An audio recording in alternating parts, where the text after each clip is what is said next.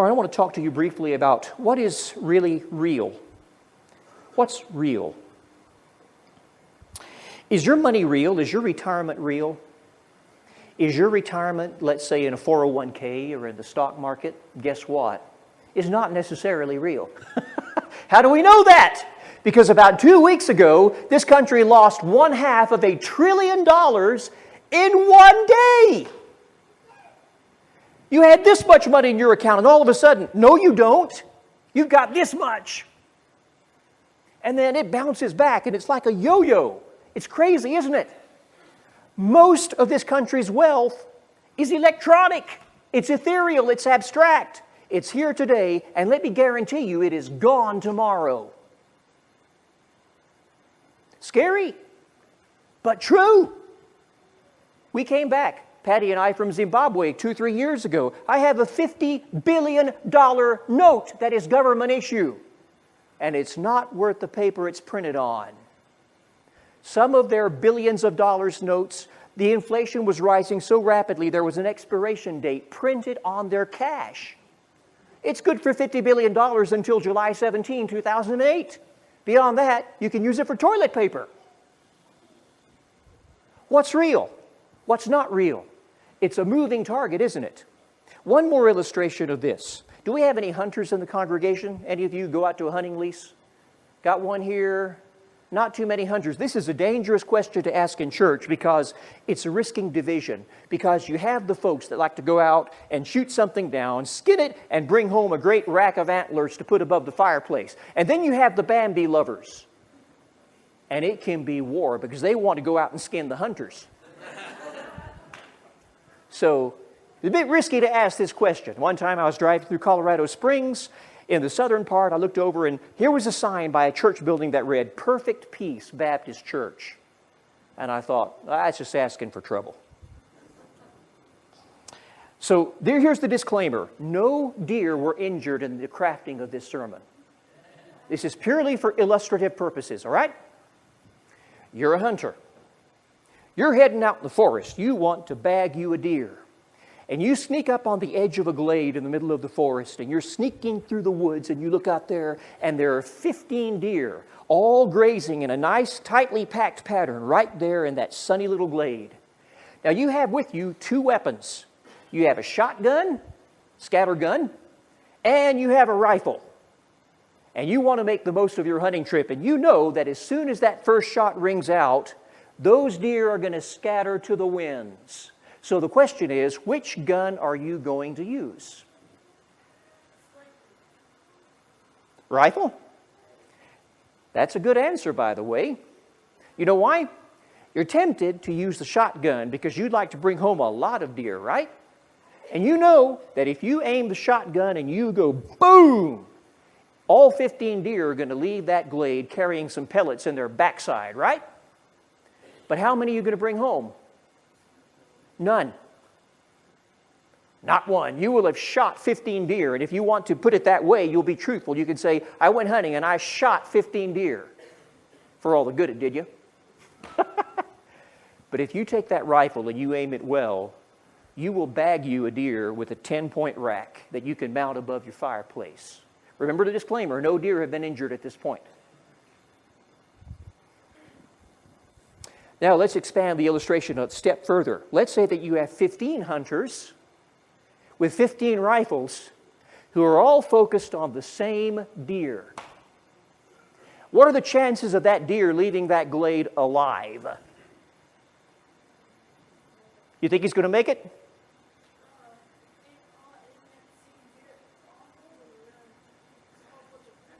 Not only is that deer going to be dead, you're going to have a hard time finding pieces of him at the end of the day, which was illustrated by the United States Army in Desert Storm or Desert Shield, one of those times when we had massive artillery groups that were poised on the Saudi Arabian border waiting to go into Kuwait. And one day they were preparing to have a live fire exercise. And of course, you don't want to be on ground zero. You don't want to be in the target area when an artillery group is about to practice live fire. So they had tried to clear everybody out. The day came, and the guns went off, and when the smoke cleared, they discovered that overnight a group of Bedouin who didn't have email had moved into the range and set up their tents that previous night. Well, when the smoke cleared the next day, the Bedouin were lucky. The actual tents were not touched, but they had had a herd of camels over here that was just ground zero.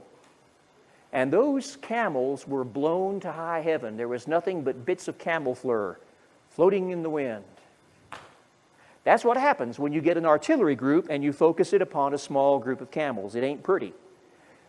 Some camels were damaged in the crafting of this sermon.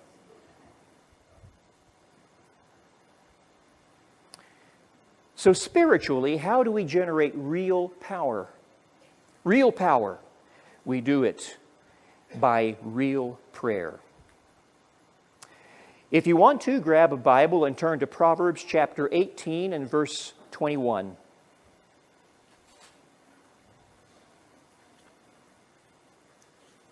Proverbs 18, verse 21. Here Solomon says, "The tongue has the power of life and death, and those who love it will eat its fruit." All of my life I have loved to make a verbal impression.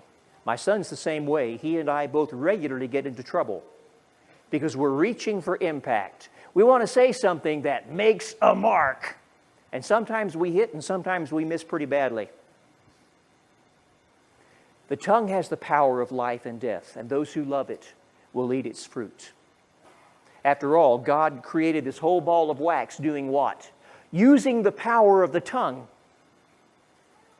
He spoke it into existence. Mark chapter 9, verses 28 and 29. Jesus had gone up the mountain with 3 of his closest disciples, leaving the other 9 at the bottom. And while they were gone, a man brought his demonized son, a son with a destructive, suicidal spirit inside of him that would cause this boy to throw himself in a pool of water so that he would drown, or to throw himself into a fire so that he would burn up. And the father came begging the disciples of Jesus that they could help him. And they were prepared for this because they had been given authority to cast out demons. No sweat, no problem. But when they tried to cast out this particular demon, he didn't come. He didn't come out. And that was pretty frustrating and pretty embarrassing. Finally, the next day, Jesus comes back and the man's still there. And Jesus quickly takes care of the demon. And later, the embarrassed disciples come to him in private and they say, "Lord, what went wrong? How come your power failed?" What? My power? Well, it's the only power that's out there, so in a sense, yes, his power failed. What went wrong? Do you remember Jesus' answer? He said, "This kind does not come out except by prayer." Now you go back and you read the verses right before that, and will somebody show me where Jesus stopped what he was doing, turned aside and prayed, and then cast out the demon? It ain't there. He didn't take time to go pray and then deal with the demon. He just dealt with the demon. Well, in what sense then did it come out by prayer? He was prayed up. You have an insurance policy that is paid up. You don't owe anymore, do you? No more premiums. If you are prayed up, you don't have to stop and say, "Our Father," or pray the rosary at the moment. You just simply go and do your business because you are prayed up. You have the power. Jesus snuck away many times early in the morning. In fact, he went up on the mountain, I believe in this case, to pray.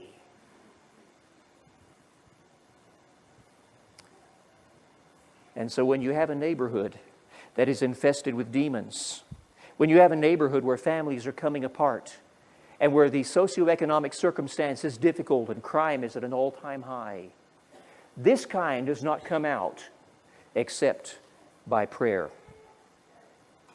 Now, we've been praying for a lot of years, and we have seen some remarkable things. But we're not happy with what we've seen just yet, are we? We're not satisfied, are we? I hope not. Hope not. Because there's still some misery out there. There's still some hurt out there. There's still broken families out there. But I will tell you this. If someone who had been a part of this congregation in the early 1990s could come to a Wednesday night service in this building tonight, they would never believe what they saw with their eyes. Because what happens on a Wednesday night in this congregation is a miracle. What happens when an all-white middle-class congregation is flooded with children who are not all-white and middle-class, and they are loved, and they smile, and they enjoy themselves, and they drink in knowledge and inspiration, is a miracle. It shouldn't happen, but it does. Something is happening here that is the result of a long and patient obedience in the same direction. Where we are is not where we were. But where we are is also not where we will be, because something new has been added to the equation. Most of what we have done to this point has been us as a congregation, Vandelia Church of Christ. Now, we have enjoyed relationships with other believers. We've even met with them and worshiped with them, but we have not gone with them in power. We have not gone for the neighborhood as a group together. This year, that changes.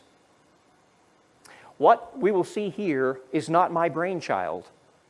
In fact, it's not even an approach that I would take in terms of my own preference and druthers. But this plan was the result of seeking the Lord and asking the Lord for specific wisdom. Now, does that mean it's without flaw and without fault? Of course not. I'm not going to claim that. But I'm telling you that it was birthed, this child was birthed as a part of a process of prayer. This child came from a barren womb. This child came as a miracle from God in the sense that it was the seeking of the Lord and asking God, how do we obey you? How do we honor you?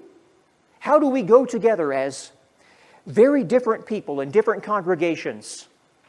How do we honor you in this together? And the ladies that receive this from the Lord are ladies that I look to as big dog intercessors. When I want somebody to deal with a particularly nasty stronghold or dark place that the enemy, these are the ladies I would go to.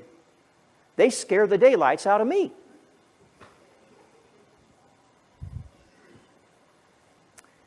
"25,000 minutes of prayer," just for a working title. Next slide. 5 congregations. 5 churches in the heart of our neighborhood now working seriously, heart to heart, hand to hand, to accomplish something larger in the name of Jesus than any one of us could do alone, and even, quite frankly, larger than 5 of us could do if we were isolated and separated from each other. In a nutshell, to begin an initiative to engage the believers of Jesus Christ in our neighborhood in a concerted, cohesive, unified, and powerful prayer campaign to change the atmosphere over our city. When people talk about the Bayless-Atkins neighborhood or the East Side or Central Lubbock, what is the emotional picture? What is the image that springs to mind? It wouldn't hurt for us to receive that promise from God where He says, "I will give you a new name," would it? Wouldn't hurt at all. He's in the process of giving us a new name. James chapter 5, Elijah was a man just like us. If you read the NIV, it says just like us. Okay, he was a very hairy guy. He was hairier than some of you. Apart from that, just like us. Just like us. And yet, when God told him to say, "No more rain," in fact, I wonder if he's still around, because we just passed through 3 years where we didn't get much. For 3.5 years, because he spoke the word of the Lord and he said, "No more rain," the place dried up. You want to believe that had an effect on the atmosphere? Some of us didn't water our yards for about 3 years. You want to believe that changed the look of your house and your yard?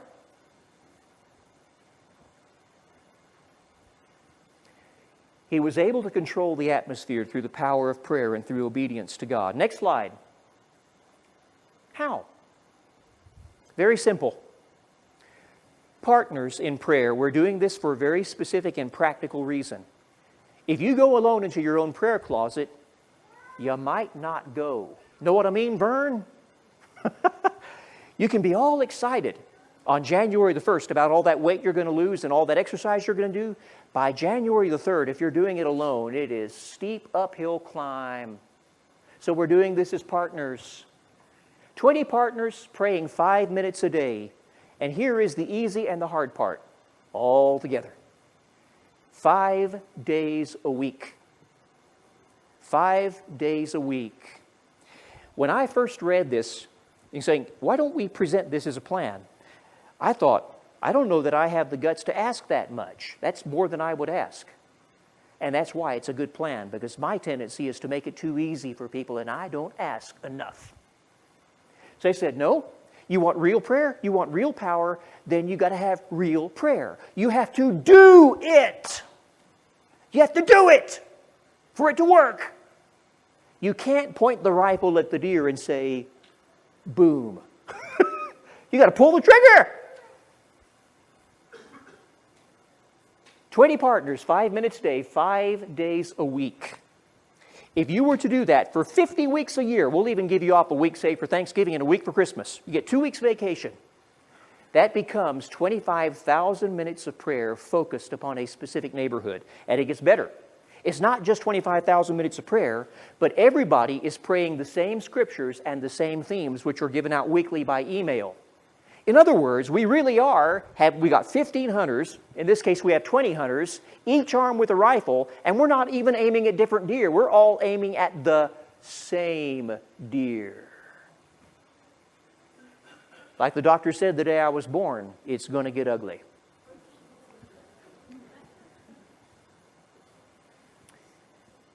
We're praying the same thing.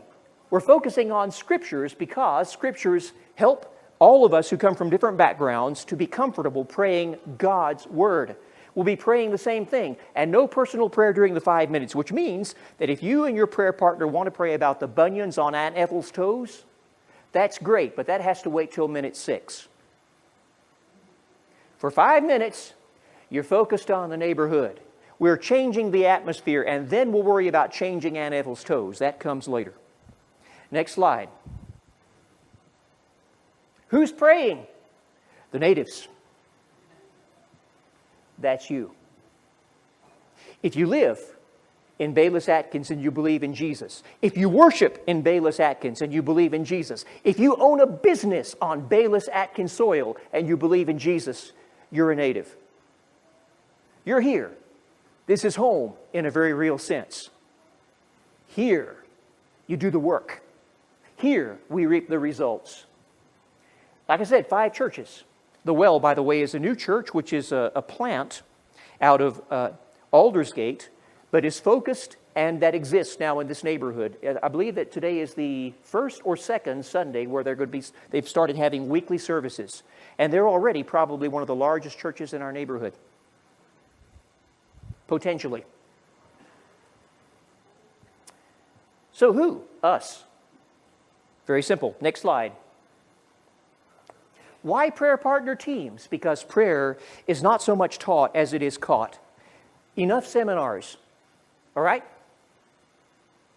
No talk. Just do. Just do. It's time to quit all the training because as Christians, we have gotten into a culture where we do 60 and 70 years of training for what? Another class to teach us how to do something else. Where's the application? I'm not against church services and I'm not against Sunday school or Bible studies. I go to all of them in great abundance for the most part. But there has to be time to do stuff. And this is where we are. This is where we are.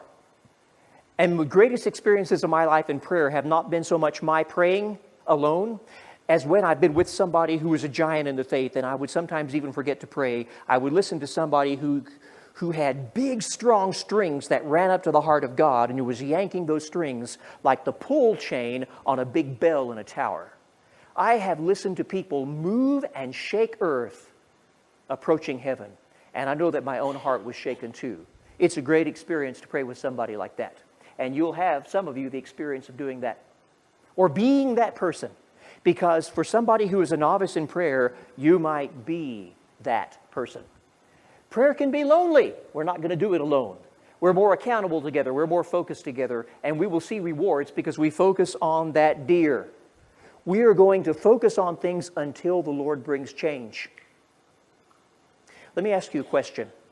How much power in prayer would it take to see Lubbock County fall off the list of the top 5 counties in the entire nation when it comes to sexually transmitted disease and out-of-wedlock births.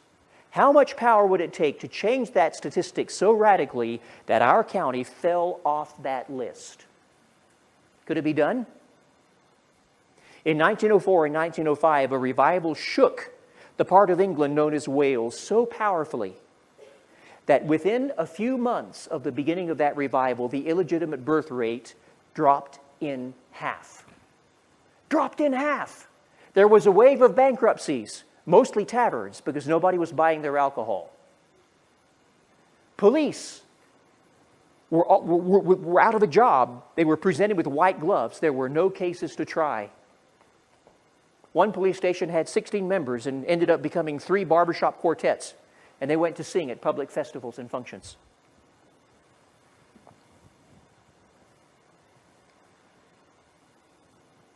Next slide.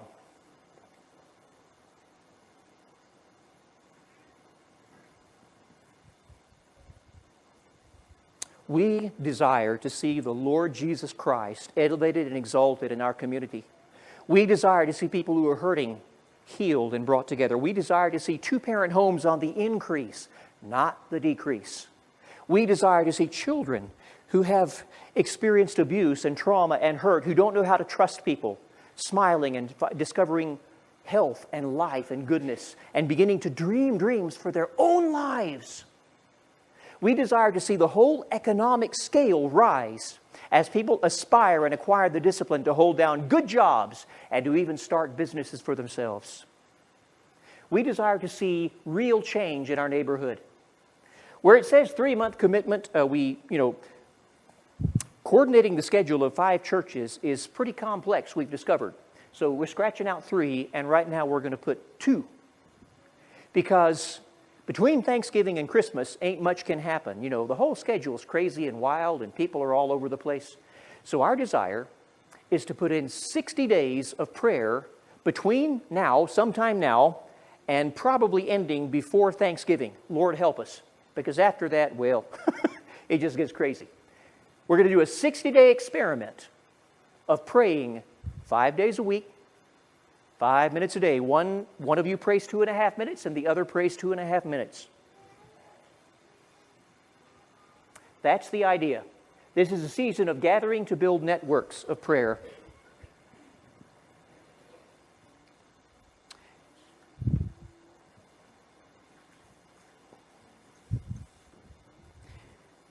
Little form here, 8.5 by 11 piece of paper. The top part of it simply gives what I've told you in very brief form. It explains the process. The bottom half is a tear-off. It's not actually perforated. You're going to have to take your rifle to it and shoot right across there. Separate that bottom piece. Not your shotgun. You can't read it if you use your shotgun. This is a sign-up for the Bayless Atkins Prayer Initiative. This is being presented in 5 congregations as we speak. Not literally this very morning, but in this time period. There are some of these right over here.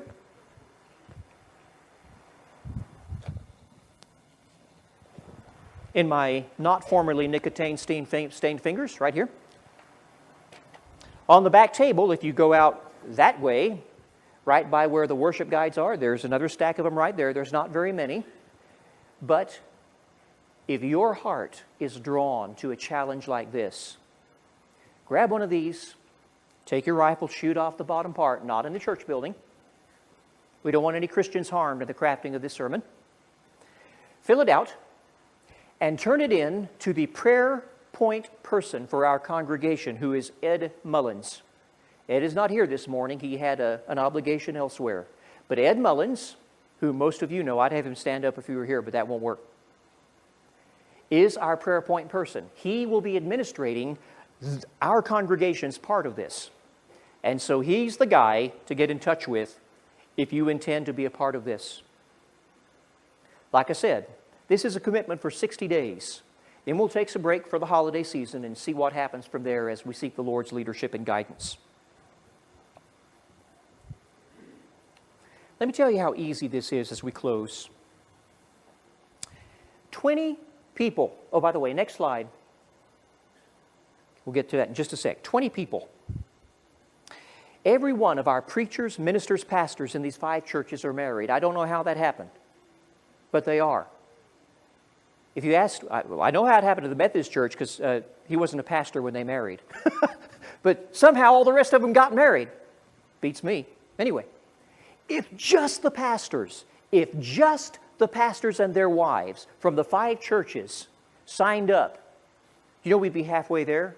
We'd have 10 out of our 20 people. That's how easy it is. That is how easy it is.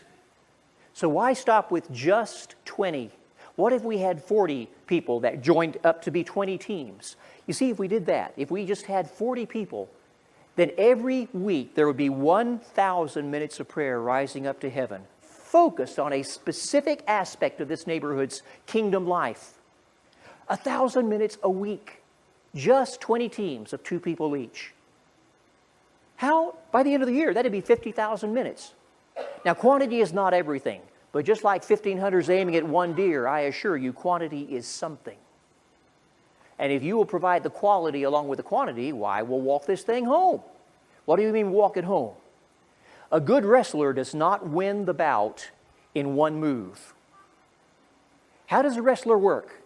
A wrestler takes a position and then he inches and inches and inches to a superior position. He gets a better position. He secures that position. And from there, he's able to move to the next position. It's like a chess match, isn't it? Every move puts you in a position for a better move, if you know what you're doing. This is called a long obedience in the same direction. This means that everything that God has called us to as a congregation is great. And we have seen fruit being born, and we've seen lives being transformed. But it's putting us in a position for greater things yet. And the next step comes when 5 congregations plus miscellaneous believers that live up and down the streets of this neighborhood all join in praying together and beginning to see a greater harvest begin to flood in.